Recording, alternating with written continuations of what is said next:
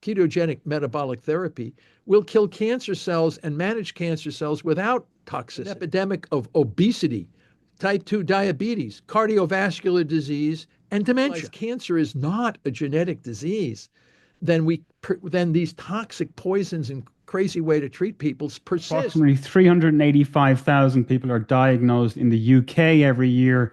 Cancer is the biggest killer in Ireland. And that's led to a lot of controversy. People say, oh, no, mitochondria are fine in cancer cells. No, they're not. We have hard evidence. Einstein said that this guy's too valuable for this research.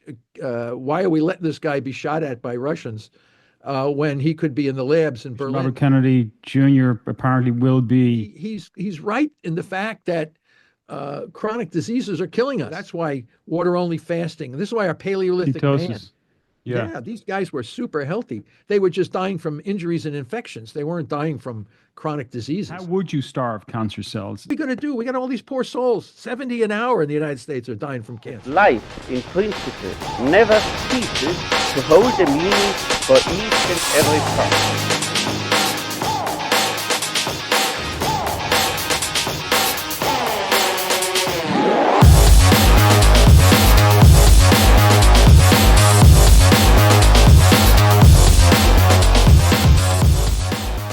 If I was to, can you give us a brief synopsis of your story and how you arrived at where you are today? And what is the Professor Thomas Seyfried story?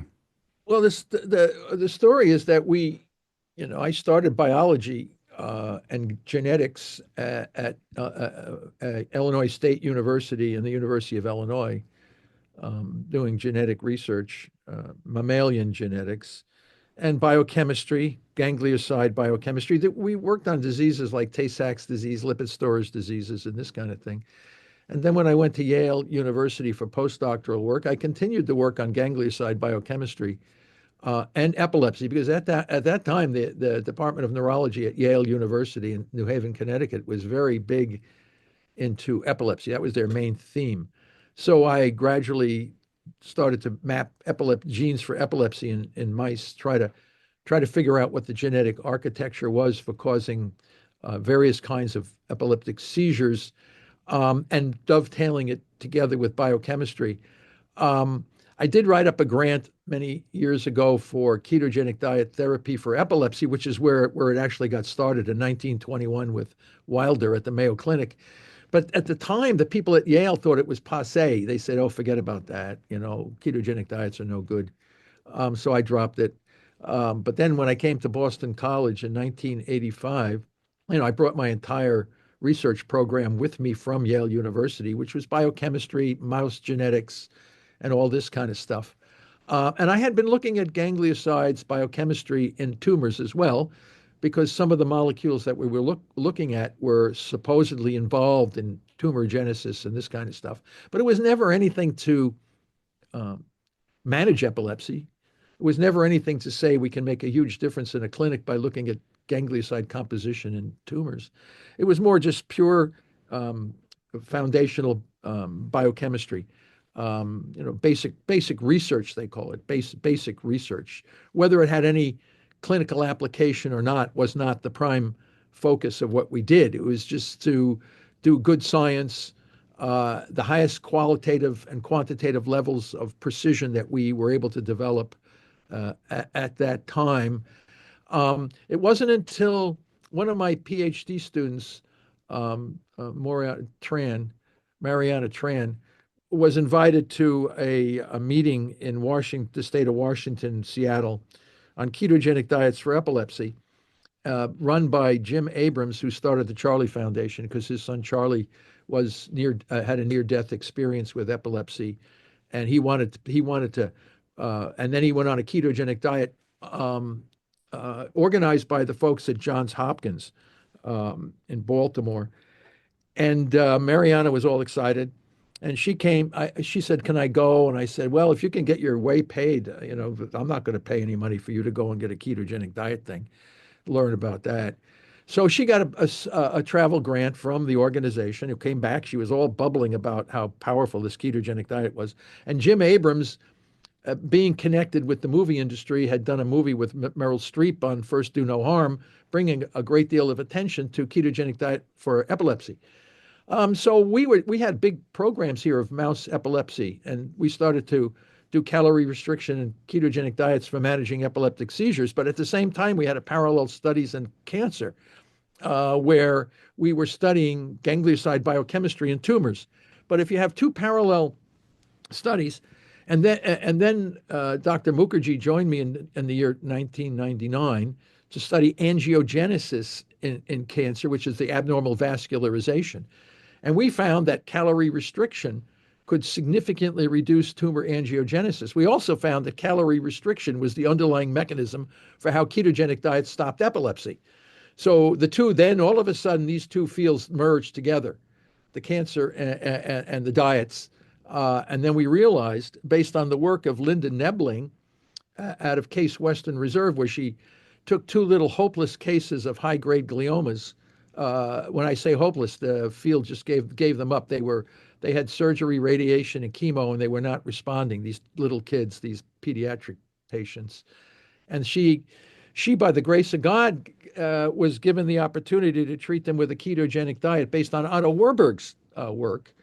And then I said, "Who the hell is Otto Warburg?" I mean, we all heard Otto Warburg, but we didn't know. I didn't really know what the guy did. Who was he, Thomas? He was the famous German scientist from the last century. He has a fascinating story. He actually defined the origin of cancer very, very clearly, and our new work has confirmed Warburg's original observations. He was a German scientist, very prominent, came from a very prominent family of merchants, half Jewish merchants and things. And he was a friend of Einstein and all these different famous German scientists. He was in that crowd. He even got a letter from Einstein to the German and the First World War. He was a cavalry officer with the Prussian military, and he was a very distinguished cavalry officer, and he was running around in the Western Front against the Russians in the First World War. And Einstein said that this guy's too valuable for this research. Why are we letting this guy be shot at by Russians when he could be in the labs in Berlin developing therapies for cancer? So, and then during the Second World War, he was spared by Hitler himself, who feared cancer and knew that if anybody was going to cure cancer on the planet, it would be Otto Warburg. So, but when I saw Linda Nebling using ketogenic metabolic therapy to manage pediatric children based on Warburg's theory, Warburg's hypothesis, so to speak, I said, "What the hell, man?" And we were seeing calorie restriction stopping angiogenesis. And then I realized what Warburg was saying was that tumor cells require glucose. They ferment glucose. They can't use oxidative phosphorylation. And when you cut calories, you cut the fuel to fermentation, and that's what was the whole thing. So that brought us to the whole idea that what is this cancer? And then we found out, in no uncertain terms, a lot of research, that cancer cells cannot grow without a fermentation metabolism. They cannot sustain oxidative phosphorylation because the mitochondria are defective. And that's led to a lot of controversy. People say, "Oh, no, mitochondria are fine in cancer cells." No, they're not. We have hard evidence. And then we did a big study on lipids in the mitochondrial membrane, which is cardiolipin, a mitochondrial enriched lipid. It's a unique one. And we found every cancer cell that we looked at, anyone has ever looked at, these cardiolipin, there's a lipid abnormality, which controls the efficiency of oxidative phosphorylation. Well, there's the connection right there. However, when you talk to cancer biologists, they never heard of cardiolipin. They have no clue what cardiolipin is for the most part. So they actually miss the key foundational principles about this. And then, of course, once we became totally convinced that Otto Warburg was essentially correct, we did a deep dive onto the evidence that people were saying why he was wrong. And Otto Warburg did not know that there was a second fuel besides glucose that could be fermented, energy without oxygen, and that's the amino acid glutamine. So the field says that glutamine is respired. Our data and the data of others says, no, no, no, it's not respired, it's fermented. You can get energy from glutamine without oxygen. So this is a big breakthrough in the field right now. So we now know that Warburg was essentially correct, but he didn't have all of the fuels that could be driving the dysregulated growth understood. And he didn't know anything about this glutamine fermentation. He also, as a rigid German, in his training, was everything had to be quantitative, quantitative, quantitative. And he put himself into a pigeonhole. He trapped himself by his rigid quantifications, showing that 1 mole of lactic acid produced from a cancer was equal to 1 mole of ATP produced, and 1 mole of oxygen consumed was equal to 7 moles of ATP produced through oxidative phosphorylation. Our new paper that just came out said these quantifications are not accurate. So, and that led the field to attack him. They didn't want, there was a lot of underpinnings with this guy too. A lot of folks in the Jewish community had animosity towards him when members of their families were gassed to death during the Holocaust. Why is this half Jew allowed to live and work under Hitler's regime? And that pissed off a lot of people. Warburg being a very arrogant guy himself, but he had no love for Hitler, I can tell you that much. All he wanted to do was continue his research in Nazi Germany, which led to animosity. But of course, in 1953, when Watson and Crick discovered the structure of DNA, and others, Avery, McLeod, and McCartney, there was a group of people that finally said that the origin of the gene is the DNA, is the structure of the gene. And then they found genetic abnormalities in cancer. Just like a whole lemmings jumping over the cliff, the whole field of cancer biology shifted to molecular biology and said, those biochemists, Warburg and all those guys, they're always fighting with each other. Nobody could figure out what the hell was going on. Some say cancer cells can respire. Others says they ferment. Nobody really knows what the hell. So they said, why don't we just go a dive onto the molecular biology of cancer? And then several Nobel Prizes were awarded for oncogenes and these kinds of things, leading the entire field of the world of cancer in all major countries to say that cancer is a genetic disease and that the therapies that we should use should be based on precision genetic targeting of these mutations that you see in cancer cells. And that's where it is today. Basically, the National Cancer Institute of the United States, the NCI, says on their website, cancer is a genetic disease driven by somatic mutations in the nucleus. And if you go to the Irish, English, German, Japanese, Chinese, everybody says that French, they're all the Denmark, Italians, Spanish, I don't care where you go, India, everybody in the world thinks cancer is a genetic disease because cancer cells have mutations.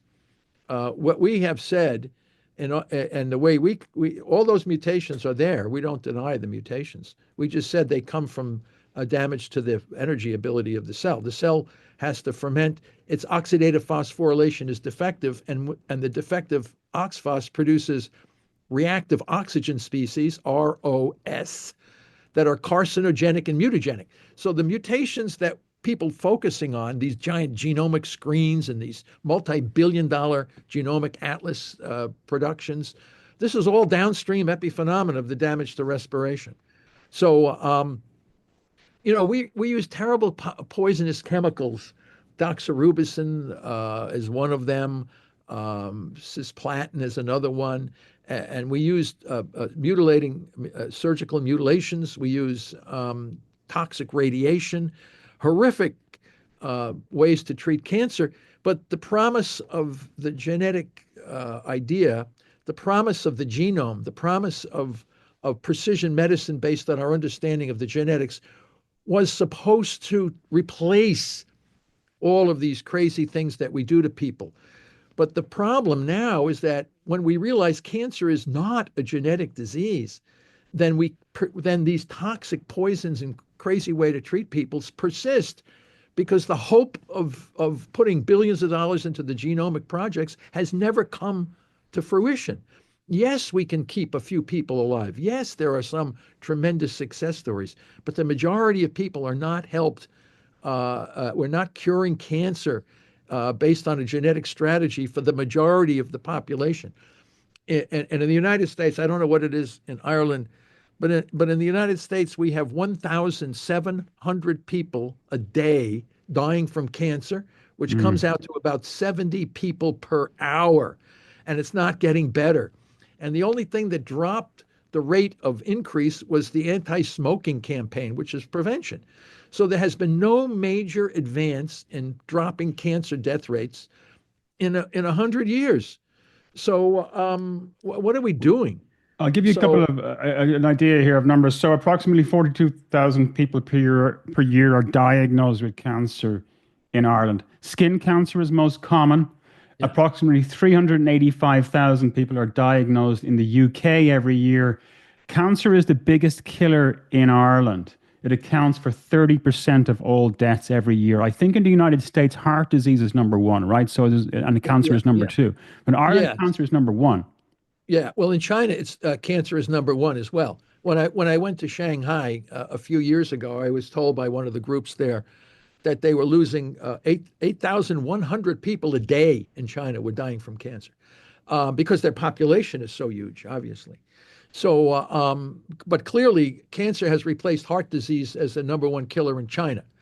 The United States is still heart disease, but cancer is right behind it. And you know the difference. There's a huge difference. Um, Cardiovascular disease, yes, it can slowly kill you, but many people drop dead of a heart attack. You know, there's not a great deal of horrific suffering uh, before you die. Mm. You know, you're out of breath, you have no energy, and then you have a heart attack or a stroke or something like this. But for cancer, you die slowly in a It's a torturous protracted, way. yeah. You're tortured to death, basically. Mm.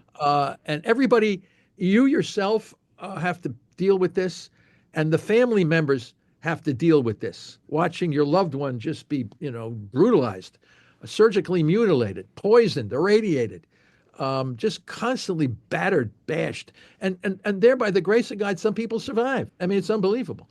But the fact that these people oftentimes don't get out of it scot-free, they are crippled by a whole series of new disruptions in their physiology, neuropsychiatric problems. You have hormonal problems. You have bone density problems.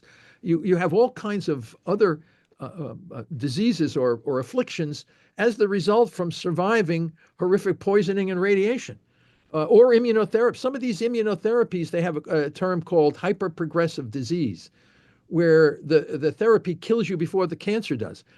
So these immunotherapies are supposed to target specific proteins and molecules on the surface of the tumor cell using the immune cells, but sometimes they target your liver and kidney. Mm. They don't just target the tumor, they can target normal cells. You get diabetes, you get liver degeneration, kidney degeneration. You get all kinds of adverse effects that should never happen.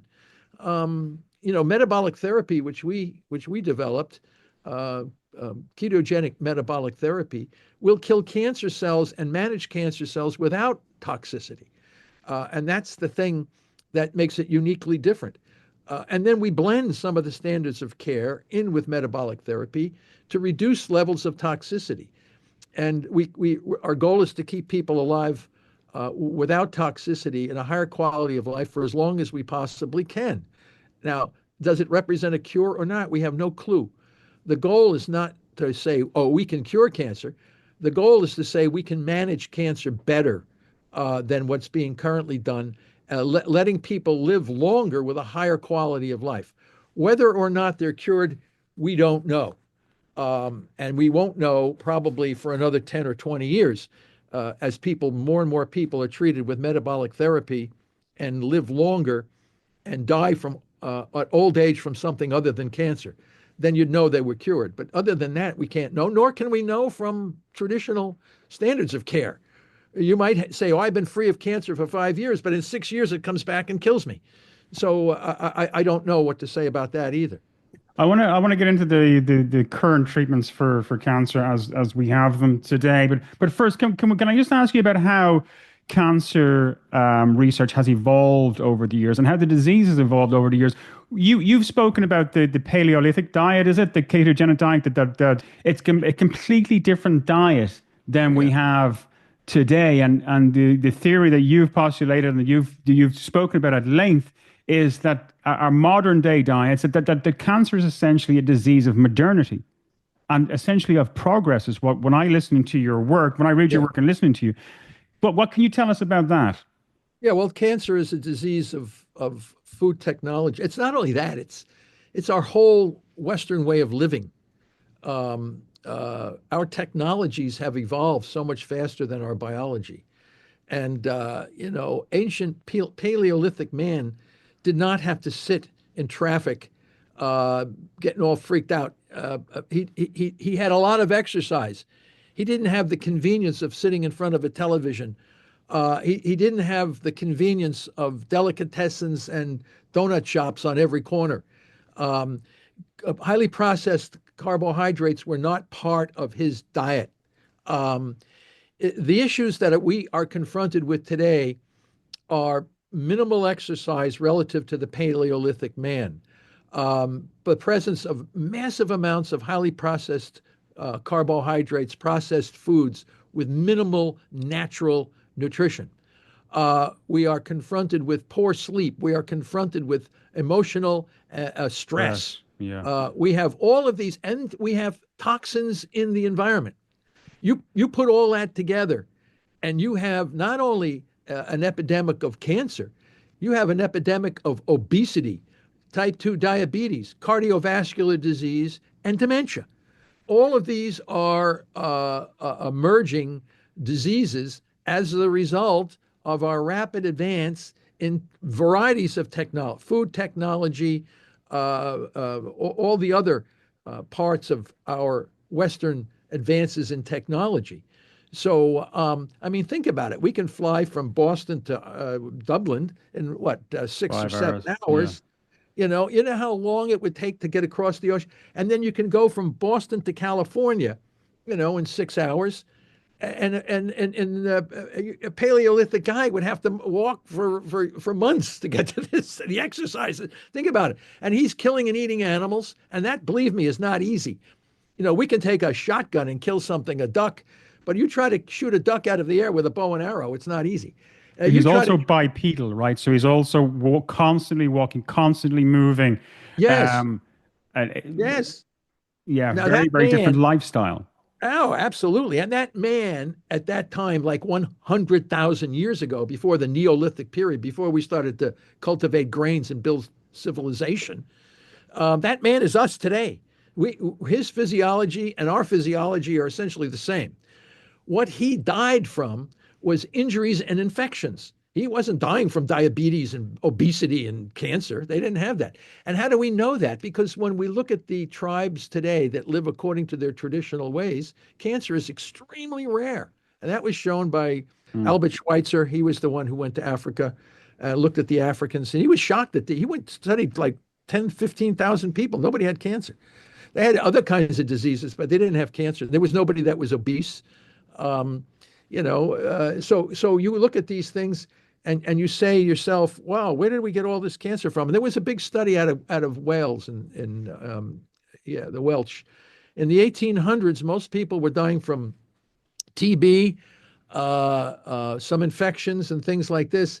And then in the 1990s, a lot of them were dying from cancer. So clearly, cancer is emerging as a product of our diet and lifestyle and the contaminants in our environment.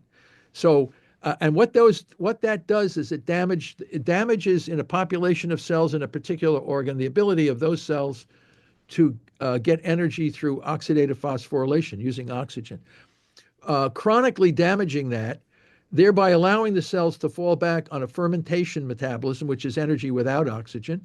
And that leads to dysregulated cell growth. And that's what cancer is. People say, what is cancer? It's dysregulated cell growth. Why are these cells growing out of control? What's the origin of that? And the origin of that is the substitution, the replacement of oxidative phosphorylation with substrate level phosphorylation. The default state of the cell is proliferation, and the default energy state of the cell is fermentation. How do we know this? Because we have to understand evolutionary biology. And unfortunately, so many people on our planet have no clue on understanding evolution in light of their own daily activities. Before oxygen came into the atmosphere 2.5 billion years ago, all the organisms that existed were fermenters. There was no oxygen. So, and they proliferated uncontrollably. It was uncontrolled proliferation. And when the fermentable fuels in the environment were dissipated, those things would die. So as long as there were fermentable fuels, they had rapid proliferation. It was only when the emergence of two different organisms, one that could capture oxygen, fused with one that fermented, that you developed the metazoan, multicellular organisms, which then allowed division of labor, energetic division of labor, leading to the advanced forms of plants and animals that we have on the planet today.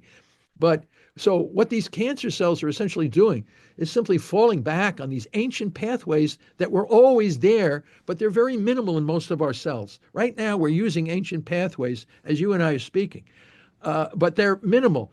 I'm breathing, you're breathing. The majority of our energy is coming from the use of oxygen as an acceptor of the electrons through the electron transport chain. This is how we're getting our energy. People don't know this. You'd be surprised how, there's a significant number of people in the world today that still think that the sun revolves around the earth. Can you believe this? I mean, this is talk about lack of scientific literacy. I mean, we have a scientifically illiterate world population. They have no clue about evolution, no clue about the universe, no clue about anything. And you try to bring cancer into the discussion on linking evolutionary biology with how our diets and lifestyles have changed and all this. When we see obese people today, we have an obesity epidemic. This is evolution in action. These folks that are obese are the descendants of those members of our species that survive with minimal energy for long periods of time. We are so geared to store energy because we had to be moving. We needed it. Humans can go a long time without food. It's unbelievable. We learned that from the Irish prison camp in Mays, Ireland. So we learned that. I had friends that studied how long humans can go without. It's unbelievable. So the hunger, yeah. But one question, Thomas. I wanted to draw your attention to a stat published by the World Health Organization, which estimates that Ireland will be the most obese country in Europe by 2030. And you mentioned obesity there. We're going to be the fattest in Europe. How concerned should we be? And the link between obesity, is it the most prevalent link? Is it the most important link? And if we can get a grip on diet and introduce exercise into our education system, into our lifestyles, how significant will that impact be? Well, it'll be huge. The obesity is simply a indication that you're in an inappropriate diet situation. We see numbers now where obesity is replacing smoking as a risk factor for cancer. Obesity is often linked to type 2 diabetes as well. And when you have type 2 diabetes, you have insulin insensitivity and you have systemic inflammation. All of these will contribute to damage to oxidative phosphorylation, leading to not only cancer, but you can also get dementia and cardiovascular disease. All of these are linked together to metabolic in homeostasis. We all should be in metabolic homeostasis, where all cells, all organ systems and cell systems are synced together. The whole body is a machine. The brain, the liver, the lungs, the kidneys, the muscles, the different organ systems are all linked together in a whole. Metabolic homeostasis means that we are at optimal energetic efficiency in all organ systems at the same time. And our diets and lifestyles, due to the advance in technologies, are putting us at risk. We don't have as much exercise. We have a lot of more emotional stress. We have all kinds of we have poor sleep at night. Sometimes we're depressed because with the stress of living in a modern society, with people saying things on YouTube and Facebook, and then you have all the chemicals in the environment and the plastics, and And all of this stuff is impacting negatively. So, yeah, obesity is just simply a biomarker for what's problematic, because that's not the way Irish people were, believe me. That's not the way any people on the planet were. Our Paleolithic ancestors were not obese. There was no way for them to become obese. Now, of course, the Neolithic period of our existence is when we started to cultivate grains, and we had wheat and rice and corn and these kinds of things that allowed civilization to build, because you didn't have to be chasing down animals and killing them. And then we learned how to herd them. We learned how to farm animals. So our exercise levels went down. But still, the cancer epidemic really didn't start probably until the mid 1900s, when we started to see more and more of our technology, and exploded big time when we started to use high fructose corn syrup as a replacement for glucose, and the lack of exercise and the stress and all this stuff pounding our societies, causing them to be at risk for all of these chronic diseases, cancer being one of them. So how do we bring ourselves back to metabolic homeostasis? Well, it's hard.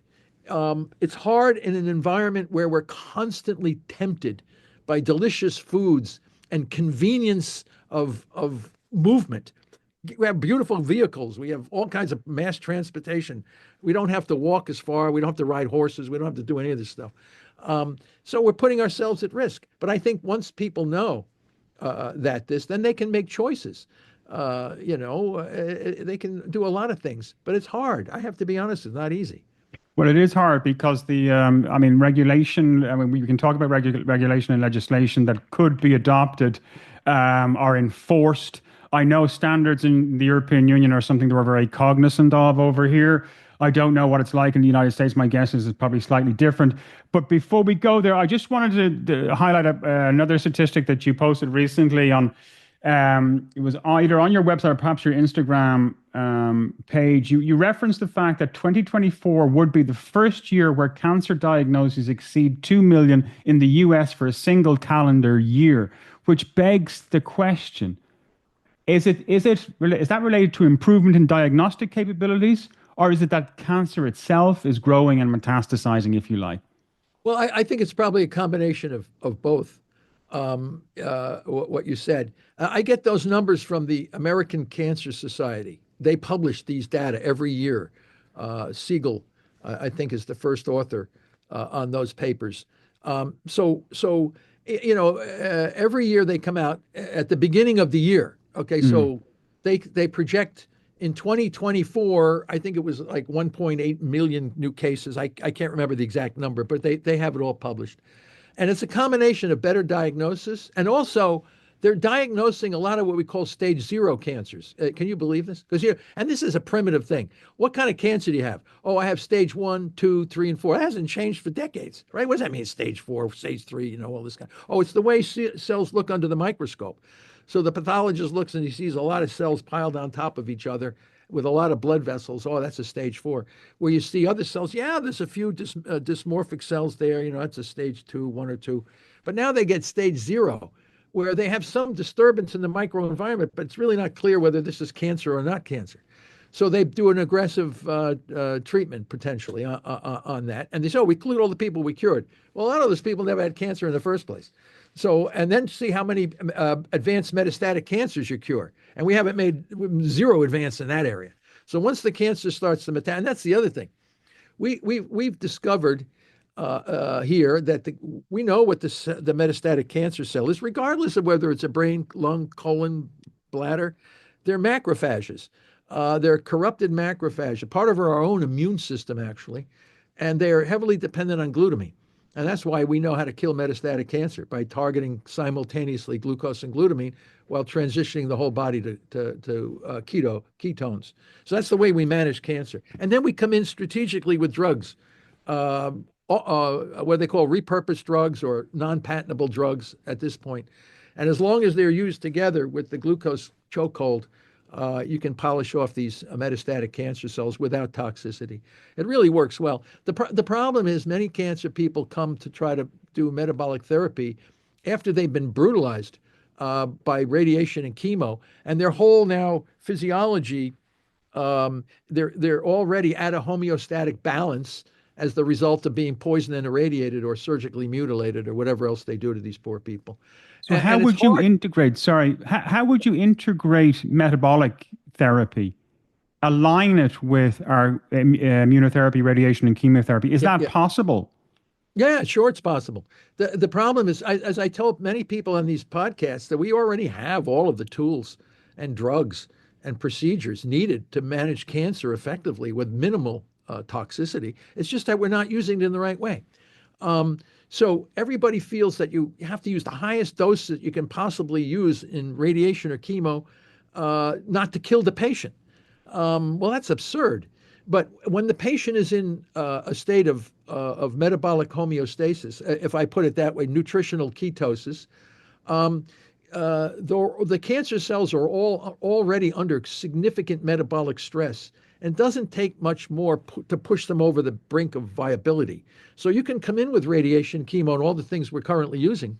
It's just that you would use them in a different strategic way. You wouldn't have to use them at maximum doses. You wouldn't have to use them all the time. We can pare down those tumors, shrink them down, make them indolent, and then come in and get rid of them either with a minor surgical procedure or a radiation dose or even an immunotherapy. So we just have to know when and how to use the tools that we have. When the field continues to believe that cancer is a genetic disease, this takes attention away from what we really need to know. It's a mitochondrial metabolic disorder. That's what it is. It's not a genetic disease. So we then can, once we realize it's not a genetic disease, we can start thinking more rationally about how to bring in metabolic therapy with the available procedures already from the standard of care and how we better use them. It's just a matter of re-education of the very people that are treating patients. And when you go to oncology clinics and they tell you glucose has nothing to do with cancer, eat whatever you want, cancer is a genetic disease, never heard about anything, then this tells us the field is completely out of whack. It's completely, they lack knowledge. The oncology field lacks knowledge. But are there competing interests at stake as well? I think we touched on it earlier before we started recording, that there's a lot of investment. There's billions and billions of dollars that go into the field. That there's a fear, perhaps, of heresy in some quarters. I don't know, because data are data. I mean, it's the comfort of the status quo. Everybody is well. Let's put it this way: the cancer industry is making money hand over fist. The hospitals are making money. The academic centers are making money. The pharmaceutical industries are making money. Everybody's happy who's treating cancer, except the cancer patient themselves. They're the ones who are being brutalized. And they're led to believe that this is the only thing that we have available for you. And when you ask them, I want metabolic, well, I never heard of that. If I had it, should have had it in medical school. There's no clinical trial. Why are there no clinical trials? Because people don't know about it. You can't do a clinical trial with people who have never heard of the therapy you're working. That's why we just published this big paper just last week in BMC Medicine on how to manage glioblastoma, a brain cancer. But also, the same strategy can be used to manage all cancer. All major cancers have the same problem. They're dependent on a fermentation metabolism. They can't grow using oxidative phosphorylation. They're dependent on what we call substrate level phosphorylation. This is producing energy without oxygen. So this is we all know, lung, liver, bladder. I went through all the major cancers and showed they all have the same problem. It's just that it happens in a lung, different from a brain, different. The cell, obviously, from the brain is different from the cell of a liver. But when you look at the cancer, they're both using fermentation metabolism to grow. So the same strategy can be used to manage all these major cancers. And we know the metastatic cancer cells are dependent on glucose and glutamine. So we know how to kill all these cancer cells, just that nobody wants to believe it. They don't look at the data. And I said, don't you? Oh, no, I didn't look at the data. Well, how the hell can you keep telling people that, so it's called confirmation bias. Everybody does the thing because everybody says this is what it is. And ideological dogma. They're dogmatic ideologues. They can't get out of the brain that this is not a genetic disease. I was trained, it's a genetic, all my life, genetics. And you're telling me it's not a genetic, you must be wrong. I said, why don't you look at the data? Well, they look at the data. Well, I don't know. I didn't ever. How do you explain tumors that have no mutations? How can you say tumors are genetic disease when we have tumors that have been documented that have no mutations? Well, I don't know. Maybe very few of them. And then what about all the tumors that have driver gene mutations in our normal tissues that have driver mutations that are supposed to cause cancer and they don't cause cancer? They have no explanations for this. And then you talk about the nuclear mitochondrial transfer experiments, completely pull the rug out from the gene theory. Well, I didn't know about those experiments. Well, for Christ's sake, man, people are dying. And you don't know this? This is an embarrassment to the field. Embarrassment to the field. Thomas, how does stress damage mitochondria, or does stress damage mitochondria? Well, you can damage. I wrote a big thing of this in my book and also in these papers. I mean, you can damage mitochondria by chronic inflammation. Okay, chronic inflammation will damage oxidative phosphorylation and a lot of disease associated with chronic inflammation. Intermittent hypoxia. This is what Warburg said a long time ago. You're breathing, you're not. There's blood vessels come in, they could be occluded slightly, causing intermittent hypoxia, come back, forming reactive oxygen species, which damage mitochondria, cause the mutations in the nucleus. You get a lot of that. Oncogenic viruses. Okay, wow. We have hepatitis viruses. We got papilloma viruses. We got these other. People thought cancer was caused by viruses, and what I found and others that these viruses damage oxidative phosphorylation. They go for the mitochondria. They damage the mitochondria, leading to a transition to fermentation. What else? Age. The older you get, we have rare inherited mutations, inherited germline mutations. Every one of them damages in some way the mitochondria, whether it's the BRCA1 for breast cancer, whether it's the Li-Fraumeni for brain cancer, whether it's the retinoblastoma one. They all have a linkage to damaged mitochondria. So the origin of cancer is insufficient oxidative phosphorylation coupled to a compensatory fermentation. And it takes a while for a cell to do that. And the cancer cells are all throwing out the waste products of fermentation, which is lactic acid and succinic acid. So the cancer cells are telling us exactly what is wrong with them and exactly why they're dysregulated in their growth. We have chosen to ignore that by focusing on the mutations that are downstream epiphenomena. Would targeting mitochondria then be the key to developing more effective therapies? Would that make... Well, I wouldn't say target. The mitochondria are already defective. So one of the things which has been done, and we have seen it happen, is that if you replace abnormal mitochondria with fresh new mitochondria in a cell, you can turn off all the fermentation metabolism driven by oncogenes, by the way. The oncogenes are facilitators of transitioning from oxidative phosphorylation to substrate level phosphorylation. That all turns off when you put new mitochondria into the cytoplasm. Yeah, I think it's called mitochondrial medicine. Mitochondrial medicine is on the horizon. There are a number of very interested biotech companies that are interested in mitochondrial medicine. This is medicines to enhance the health and vitality of mitochondria, making them either replacing defective mitochondria with new mitochondria or enhancing the functionality of mitochondria. And one of the ways to do that is to burn ketone bodies. Ketone bodies are super fuel for the mitochondria.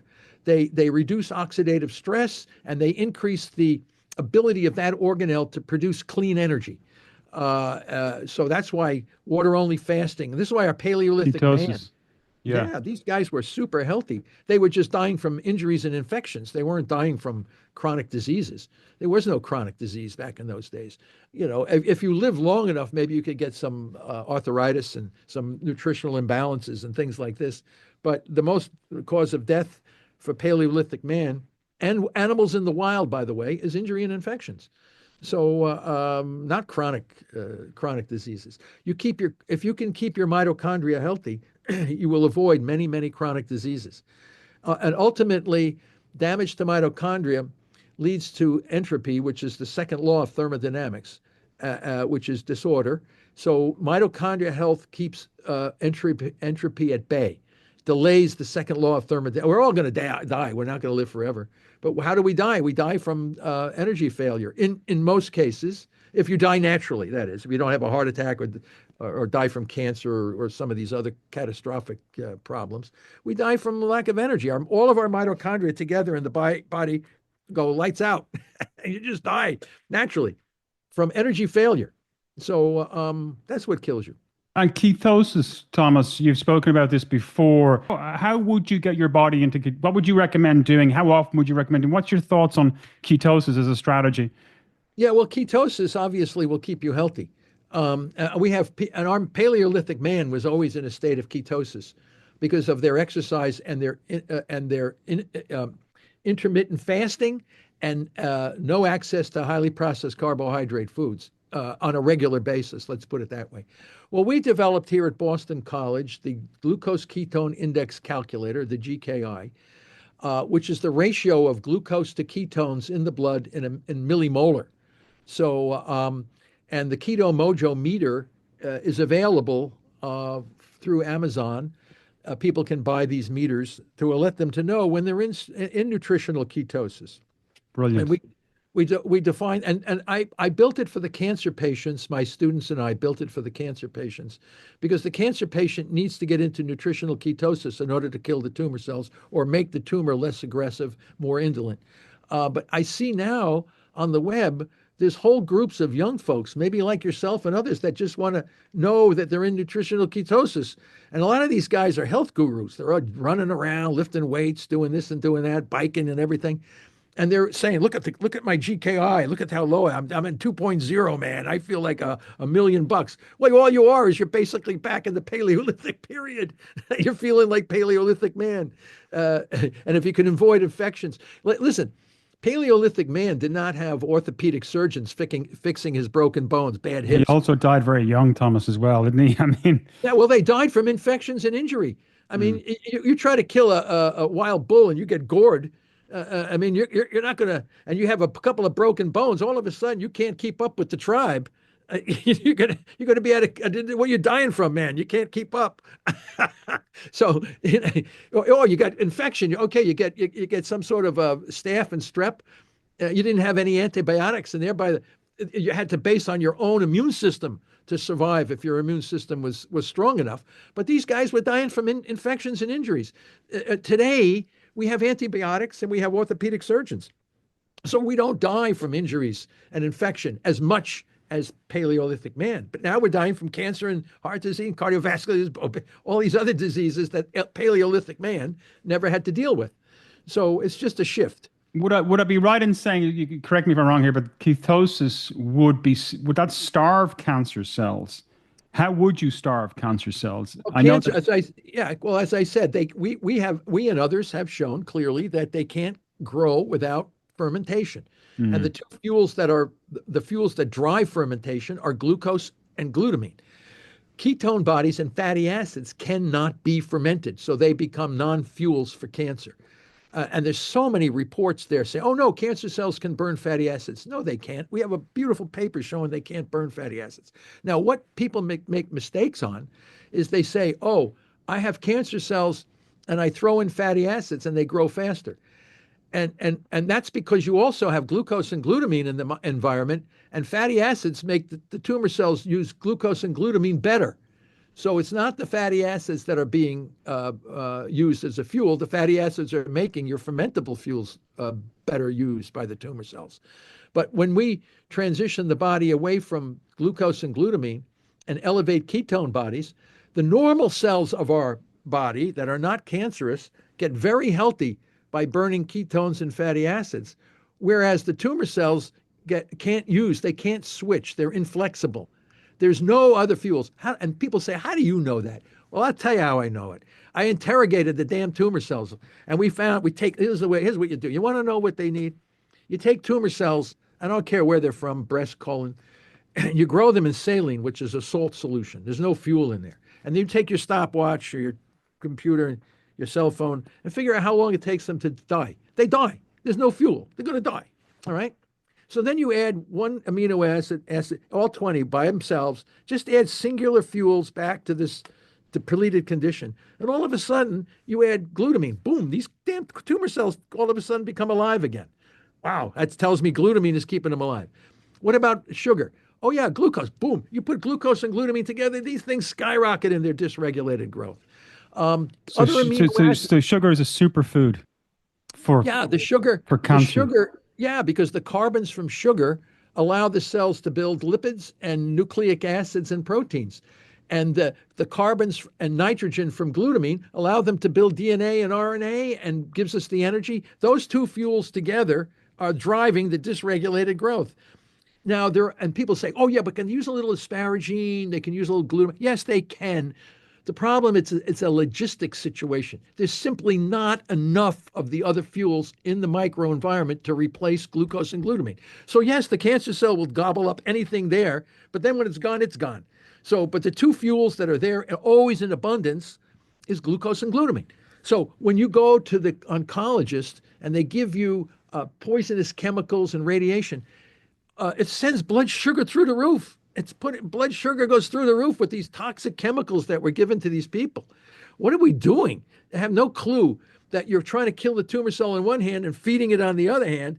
How do they not know that, Thomas? I mean, how They don't can read the science. They don't read this. They never educate. Don't read the scientific literature. Ask them. You go to the oncology. Go down there, Dublin Oncology Center. Tell them, do you know about glucose and glutamine driving dysregulation? Never heard of it. It's unbelievable. And then when you tell them about it, they say, well, I don't believe it because if it were true, I would have heard about it in medical school. Well, you're not hearing about it in medical school. You're told that cancer is a genetic disease in medical school. You're not told that it's being driven by fermentation metabolism. Once you start training the physicians to know this is a metabolic problem, all of a sudden the death rate in cancer is going to drop. You're going to keep a lot of people alive for a lot longer. What has been, I suppose, when you think about the future of cancer, I mean, we're hopeful that the metabolic methods will be integrated into oncology departments, into how we do things and how we treat cancer. But what else do you think we need to do? Where else do we need to go in terms of the future of the research of cancer? Well, I think, yeah, it's a very good question. I think we need to design experiments proving over and over again that we need to replicate, we need to perfect how to strategize targeting glucose and glutamine. We need to design experiments to unambiguously prove that cancer is a mitochondrial metabolic disorder. There's already a significant amount of research there, but it has to be shown again and again. The field of science moves slowly and cautiously always. So you have to keep repeating the experiments with different designs and getting the same kind of outcome before the field slowly accepts the fact that this is an accurate explanation for what we're seeing, and that's how theories emerge, new theories on understanding the mysteries of nature. And the example, there's several examples of this with the Copernican revolution. For 1,800 years, the world thought that the sun and all the planets revolved around the Earth. This was Ptolemy and Aristotle and all these guys, and then Copernicus, using the same mathematics, because they were finding epicycles, deference, equants, all the ad hoc ways to account for things that didn't make sense. Planets would go in one direction, flip around, and go in another direction, and they used these mathematical formulations. But then when Copernicus simply replaced the sun, the Earth with the sun, and did the same math, everything now became predictable. It became very predictable, which was like astonishing. And there was a massive resistance on the part of the Catholic Church and other Christian groups, because now the Earth was no longer the center of the universe, as was thought by Aristotle and others.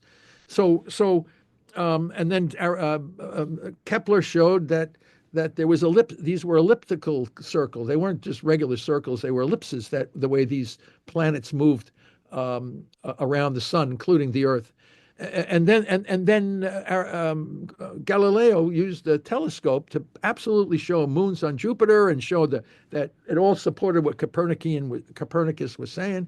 And then the poor guy, Giordano Bruno, said there might be life on other planets, and that was the end of him. He got in a lot of trouble. But he he was a cleric, so the church felt that you could execute one of your own.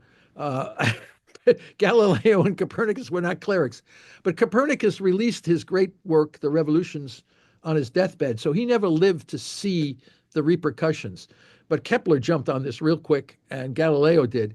And then it took the church, I think, until the 1800s before they finally accepted what we call the heliocentric, sun-centered organization of the. And don't forget, all the Louis Pasteur and the germ theory was brutalized by the medical establishment, suggesting the possibility that disease could be caused by microorganisms, germs. Hey, they thought it was bad air.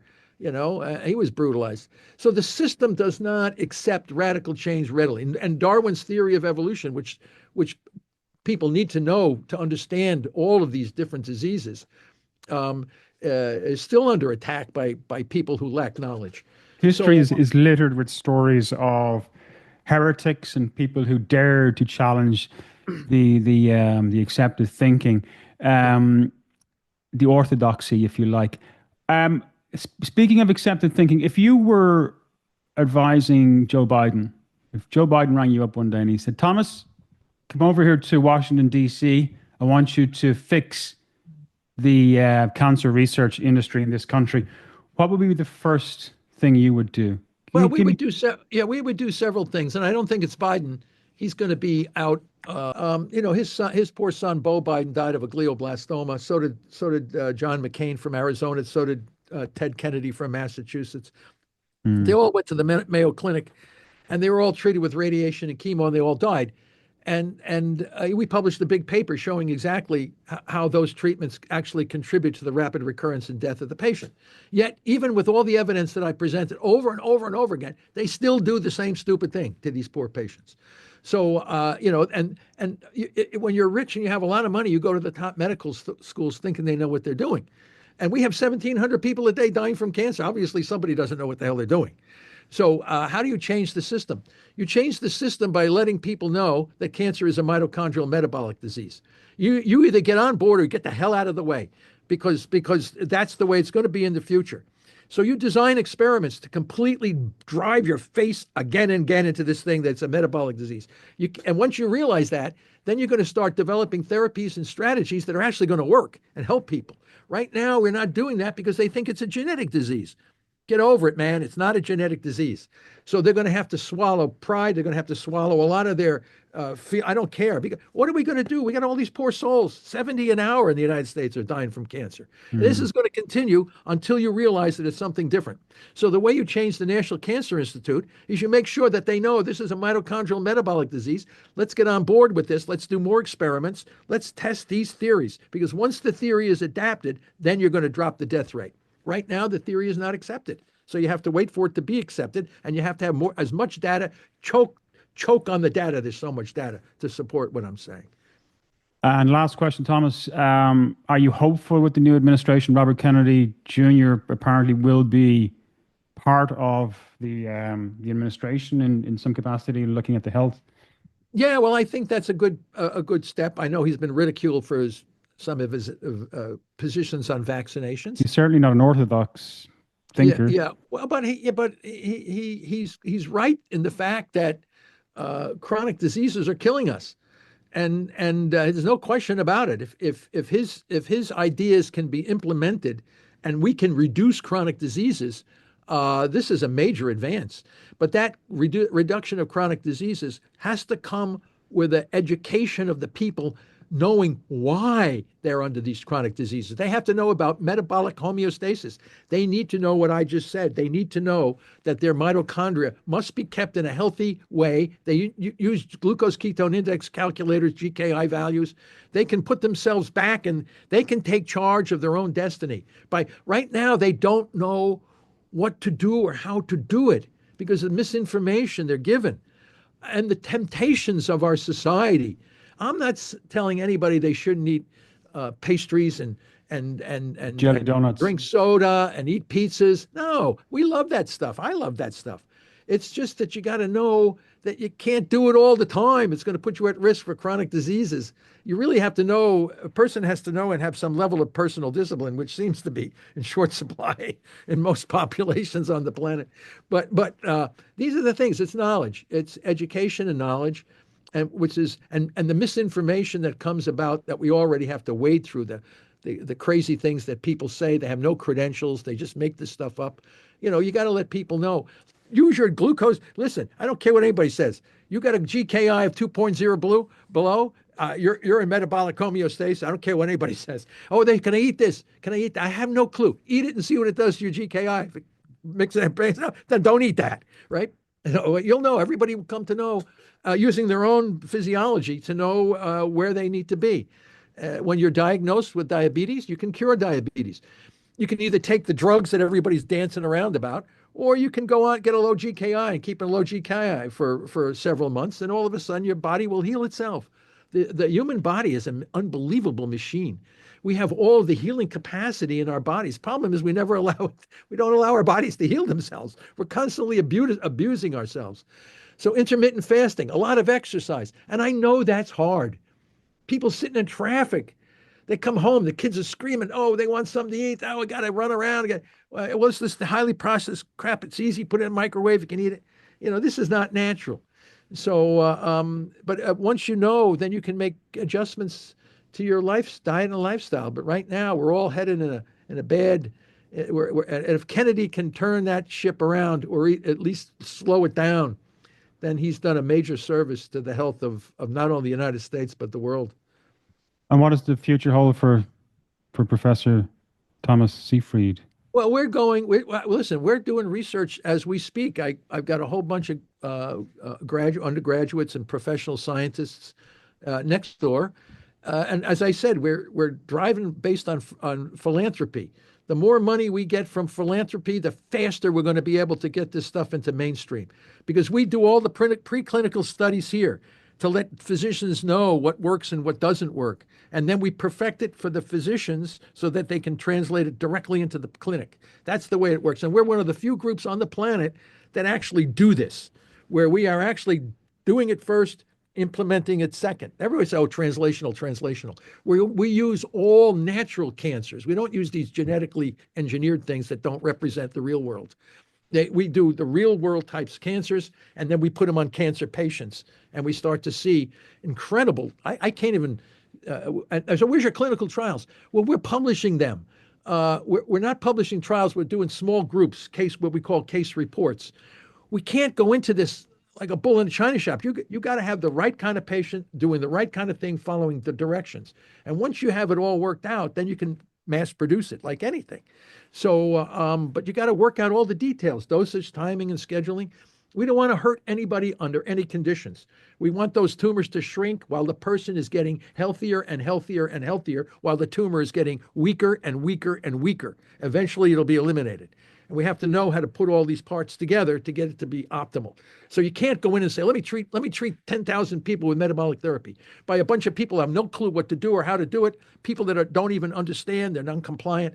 We have to work slowly as we improve, because people want to live. That's the bottom. There's a tremendous demand on the part of the population for metabolic therapy. They just want to know who's going to show them how to do this and what they need to do, because a lot of it's going to fall on their shoulders. So this is happening. It's going to be what I told you is the future. It will be the future. And as I said, they either get on board or get the hell out of the way, because this is the way it's going to happen, because people want it this way. Thank you so much, Professor Thomas Seyfried. I really appreciate the opportunity. It's been a real privilege to talk to you. That was very nice. Thank you very much, Conor. Pleasure to be here.